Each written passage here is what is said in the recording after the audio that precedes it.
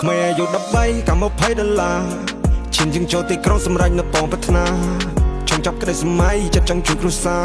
ខ្ញុំប្រាប់មកឲ្យកុំភ័យគុណមិនដែលខ្លាចនរណាខ្មែរអាយុ13កម្ម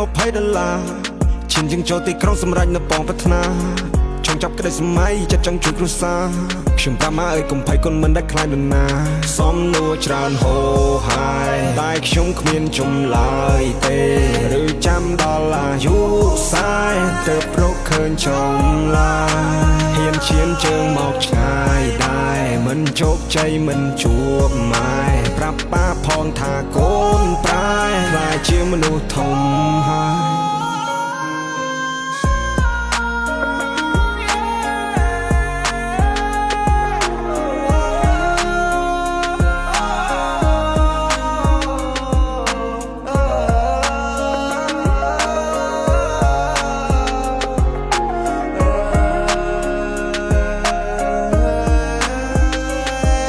13កម្ម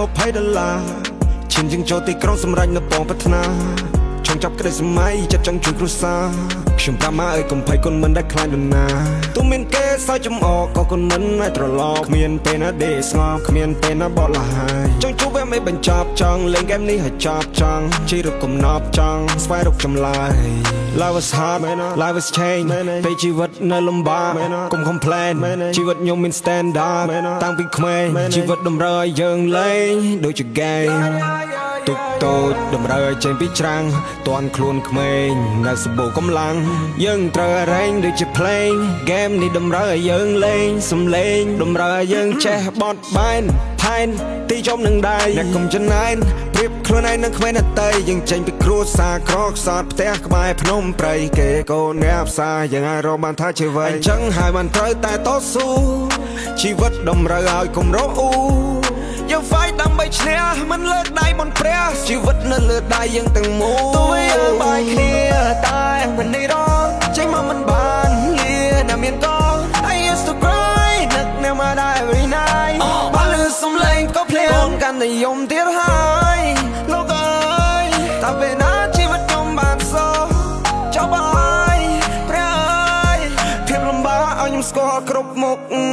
ទៀតហើយព្រះអើយជួបបញ្ហាត្រូវតែហ៊ានប្រឈមមកអូនអើយអ្នកអើយបើអ្នកមិនហ៊ានកុំសង្ឃឹមទៅមុខសំណួរច្រើនហូរហើយតែខ្ញុំគ្មានចម្លើយទេឬចាំដល់អាយុ40ទើបរកឃើញចម្លើយហ៊ានឈានជើងមកឆ្ងាយដែរមិនជោគជ័យមិនជួបម៉ែប្រាប់ប៉ាផងថាកូនប្រែខ្លាចជាមនុស្សធំហើយ